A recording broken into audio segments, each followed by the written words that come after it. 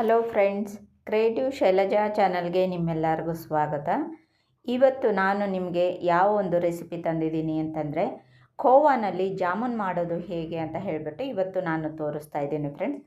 ತುಂಬಾ ಸ್ಮೂತಾಗಿ ತುಂಬಾ ಚೆನ್ನಾಗಿ ಟೇಸ್ಟಿಯಾಗಿ ಬರುತ್ತೆ. ಖೋವಾದಿಂದ ಕೂಡ ನಾವು ಜಾಮೂನ್ನ ಮಾಡ್ಕೋಬಹುದು. ಅದು ಯಾವ ಥರ ಮಾಡೋದು ಅಂತ ಹೇಳಿಬಿಟ್ಟು ಇವತ್ತು ನಾನು ನಿಮಗೆ ತೋರಿಸ್ತಾ ಇದ್ದೀನಿ. ವಿಡಿಯೋನ ಎಲ್ಲಿನೂ ಕೂಡ ಸ್ಕಿಪ್ ಮಾಡ್ತೀರಾ, ಸಂಪೂರ್ಣವಾಗಿ ವಿಡಿಯೋ ನೋಡಿ ಅಂತ ಹೇಳ್ತಾ, ಯಾರೆಲ್ಲ ಮೊದಲಿಗೆ ನನ್ನ ಚಾನಲ್ನ ನೋಡ್ತಾ ಇದ್ದೀರಾ ಸಬ್ಸ್ಕ್ರೈಬ್ ಮಾಡಿಕೊಂಡು ನೋಡಿ ಅಂತ ಹೇಳಿಬಿಟ್ಟು ಹೇಳ್ತಾ ಇದ್ದೀನಿ ಫ್ರೆಂಡ್ಸ್. ನೋಡಿ ಎಷ್ಟು ಸ್ಮೂತಾಗಿದೆ ಅಂತ ಹೇಳಿಬಿಟ್ಟು ಜಾಮೂನು. ಹಾಗಾದರೆ ಇವಾಗ ತಡ ಮಾಡೋದು ಯಾಕೆ ಫ್ರೆಂಡ್ಸ್, ಮಾಡೋದು ಹೇಗೆ ಅಂತ ಹೇಳಿಬಿಟ್ಟು ನೋಡೋಣ ಬನ್ನಿ. ಇಲ್ಲಿ ಮೊದಲಿಗೆ ನಾನು ಖೋವಾನ ತಗೊಂಡಿದ್ದೀನಿ. 250 ಗ್ರಾಮು ಖೋವಾ ಇದು.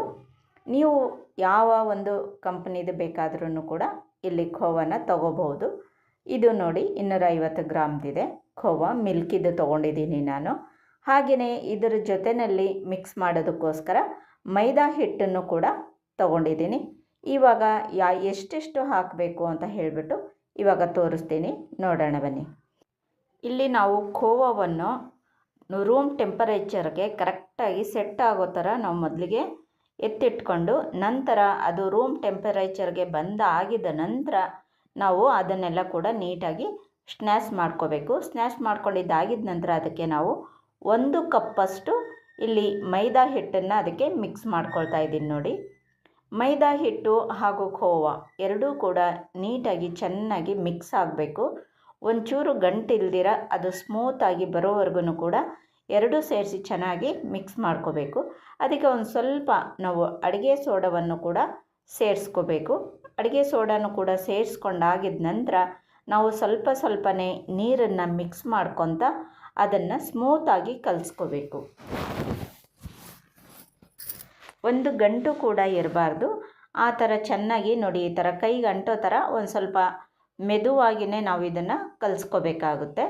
ಈ ಥರ ಕಲಿಸ್ಕೊಂಡಾಗಿದ್ದ ನಂತರ ಒಂದು 15 ನಿಮಿಷ ಅದನ್ನು ನಾವು ನೆನೆಯೋದಕ್ಕೆ ಮುಚ್ಚಿಟ್ಬಿಡಬೇಕು. ಆಮೇಲೆ ಈ ಕಡೆಗೆ ಇವಾಗ ನಾವು ಪಾಕನ ಮಾಡ್ಕೊಳ್ಳೋದು ನೋಡ್ಕೊಳ್ಳೋಣ ಬನ್ನಿ. ನಾನು ಇಲ್ಲಿ 3 ಲೋಟದಷ್ಟು ನಾನು ನೀರನ್ನು ತಗೊಂಡಿದ್ದೀನಿ. ಹಾಗೆ 1.5 ಲೋಟದಷ್ಟು ಇಲ್ಲಿ ನಾನು ಸಕ್ಕರೆಯನ್ನು ಹಾಕ್ತಾಯಿದ್ದೀನಿ, ಅಂದರೆ ಅರ್ಧಕ್ಕರ್ಧ ಹಾಕ್ತಾಯಿದ್ದೀನಿ. ಇಲ್ಲಿ 3 ಲೋಟ ನೀರು ಹಾಗೆ 1.5 ಲೋಟದಷ್ಟು ಸಕ್ಕರೆಯನ್ನು ಹಾಕ್ಕೊಳ್ತಾ ಇದ್ದೀನಿ. ಈ ಸಕ್ಕರೆ ಬಂದು ನೀರಿನಲ್ಲಿ ಚೆನ್ನಾಗಿ ಕರಗೋವರೆಗೂ ಕೂಡ ಅದನ್ನು ಸುಮಾರು ನಾವು ಒಂದು 10-15 ನಿಮಿಷದವರೆಗೂ ಕೂಡ ಅದು ಚೆನ್ನಾಗಿ ಪಾಕನ ಮಾಡ್ಕೋಬೇಕು. ನಾವು ಪಾಕ ಎಲ್ಲ ನೀಟಾಗಿ ಚೆನ್ನಾಗಿ ಕುದ್ದಿದಾಗಿದ್ದ ನಂತರ ಅದಕ್ಕೆ ನಾವು 1 ಸ್ಪೂನಷ್ಟು ಏಲಕ್ಕಿಯನ್ನು ಹಾಕ್ಕೋಬೇಕು. ಇಲ್ಲಿ ಒಂದೆಳೆ ಪಾಕ ಏನೂ ಬರೋವಂಥ ಅವಶ್ಯಕತೆ ಇಲ್ಲ ಫ್ರೆಂಡ್ಸ್. ಜಸ್ಟ್ ನಾವು ಅದು ಮುಟ್ಟಿ ನೋಡಿದಾಗ ಕೈಗೆ ಅಂಟ್ಕೋಬೇಕು. ಆ ಥರ ಅಂಟ್ಕೊಳ್ಳೋ ಥರ ಇದ್ದರೆ ಸಾಕಾಗುತ್ತೆ, ಅದು ಪಾಕ ರೆಡಿಯಾಗಿದೆ ಅಂತ ನಾವು ತಿಳ್ಕೋಬೇಕು. ಈಗ ಸ್ಟವ್ನ ಆಫ್ ಮಾಡಿಬಿಟ್ಟು ಈಗ ನಾವು ಖೋವಾದು ಉಂಡೆಗಳನ್ನು ಮಾಡ್ಕೊಳ್ಳೋಣ. ಈಗ ಹಿಟ್ಟೆಲ್ಲ ಚೆನ್ನಾಗಿ ನೆಂದಿದ್ದಾಗಿದೆ. ಈಗ ಇದು ನೀಟಾಗಿ ನಾವು ಸ್ವಲ್ಪ ಕೈಗೆ ತುಪ್ಪ ಅಥವಾ ಎಣ್ಣೆಯನ್ನು ಹಚ್ಕೊಂಡು ಇದನ್ನು ರೌಂಡಾಗಿ ಇವಾಗ ನಾವು ಉಂಡೆಗಳನ್ನು ಮಾಡ್ಕೋಬೇಕು. ಈ ಥರ ಮಾಡ್ಕೊಳ್ಳೋದ್ರಿಂದ ಯಾವುದೇ ರೀತಿಯ ಕ್ರ್ಯಾಕ್ಗಳು ಕೂಡ ಬರೋದಿಲ್ಲ. ನೀವು ಮಾಡಿದ ತಕ್ಷಣವೇ ಎಣ್ಣೆಗೆ ಹಾಕಬೇಕು. ಇದನ್ನು ಒಣಗೋದಕ್ಕೆ ಬಿಟ್ಬಿಟ್ರಿ ಅಂತಂದರೆ ಆವಾಗ ಅದು ಕ್ರ್ಯಾಕ್ ಬಂದುಬಿಡುತ್ತೆ. ಆ ಕಾರಣದಿಂದ ನಾವು ಮಾಡಿದ ತಕ್ಷಣ ಒಂದು ಕಡೆಗೆ ಎಣ್ಣೆ ಕಾಯಕ್ಕೆ ಇಟ್ಬಿಟ್ಟು ನಂತರ ನಾವು ಉಂಡೆಗಳನ್ನು ಮಾಡ್ಕೋಬೇಕು. ಅಷ್ಟೊತ್ತಿಗೆ ಎಣ್ಣೆ ಕಾದಿರುತ್ತೆ.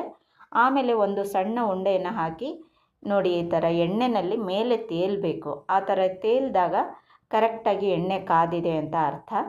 ಆವಾಗ ಒಂದೊಂದಾಗಿಯೇ ನಾವು ಉಂಡೆಗಳನ್ನು ಎಣ್ಣೆಗೆ ಬಿಟ್ಟು ನಿಧಾನವಾಗಿ ಅದನ್ನು ಎಲ್ಲ ಕಡೆಗೂ ಕೂಡ ನೀಟಾಗಿ ತಿರುಗಿಸ್ಕೊತ ಈ ಥರ ಉಂಡೆಗಳನ್ನೆಲ್ಲನೂ ಕೂಡ ನಾವು ಫ್ರೈ ಮಾಡ್ಕೋಬೇಕು. ಎಲ್ಲ ಕಡೆಗೂ ಕೂಡ ಒಂದೇ ಸಮನಾಗಿ ಅದು ಕಲರ್ ಬರಬೇಕು. ಹಾಗೆ ಒಳಗಡೆಗೂ ಕೂಡ ನೀಟಾಗಿ ಬೇಯಬೇಕು ಅಂದಾಗ ನಾವು ಸಣ್ಣ ಉರಿಯಲ್ಲಿ ನಿಧಾನವಾಗಿ ಅದು ಕರೆದಾಗ ತುಂಬ ನೀಟಾಗಿ ತುಂಬ ಚೆನ್ನಾಗಿ ಅದು ಕರಿಯುತ್ತೆ. ನೋಡಿ ಎಷ್ಟು ಚೆನ್ನಾಗಿ ಬಂಗಾರದ ಬಣ್ಣ ಬಂದಿದೆ ಅಂತ. ಈ ಥರ ಗೋಲ್ಡನ್ ಬಣ್ಣ ಆಗಿದ ನಂತರ ಅದನ್ನೆಲ್ಲ ತೆಗೆದು ನಾವು ಪಾಕಕ್ಕೆ ಹಾಕ್ಕೋಬೇಕು. ನೋಡಿ, ಎಲ್ಲೂ ಕೂಡ ಕ್ರ್ಯಾಕ್ ಬಿಟ್ಟಿಲ್ಲ, ನೀಟಾಗಿ ಬಂದಿದೆ. ಈಗ ಸಕ್ಕರೆ ಪಾಕಕ್ಕೆ ಇದನ್ನು ಹಾಕ್ಕೋಬೇಕು. ಡೈರೆಕ್ಟಾಗಿ ನಾವು ಬಿಸಿ ಬಿಸಿ ಇರುವಾಗಲೇ ಹಾಕಿದಾಗ ಅದು ಪಾಕ ಎಲ್ಲ ಕೂಡ ಚೆನ್ನಾಗಿ ಹೀರ್ಕೊಳ್ಳುತ್ತೆ ಫ್ರೆಂಡ್ಸ್. ಸುಮಾರು ಒಂದು 2 ಗಂಟೆ 3 ಗಂಟೆವರೆಗೂ ಕೂಡ ನಾವು ಪಾಕ ಹೀರ್ಕೊಳ್ಳೋದಕ್ಕೆ ಬಿಟ್ಬಿಟ್ಟು ನಂತರ ಆಮೇಲೆ ತೆಗೆದು ನಾವು ಅದನ್ನು ಉಪಯೋಗಿಸ್ಕೋಬಹುದು.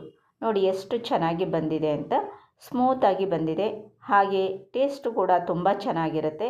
ಖೋವಾ ಹಾಗೂ ಮೈದಾ ಹಿಟ್ಟನ್ನು ಮಿಕ್ಸ್ ಮಾಡಿಬಿಟ್ಟು ಮನೆಯಲ್ಲೇ ನಾವು ಜಾಮೂನ್ ಹೇಗೆ ಮಾಡ್ಕೋಬಹುದು ಅನ್ನೋದನ್ನು ಇವತ್ತು ನಾನು ನಿಮಗೆ ಮಾಡಿ ತೋರಿಸಿದ್ದೀನಿ ಫ್ರೆಂಡ್ಸ್.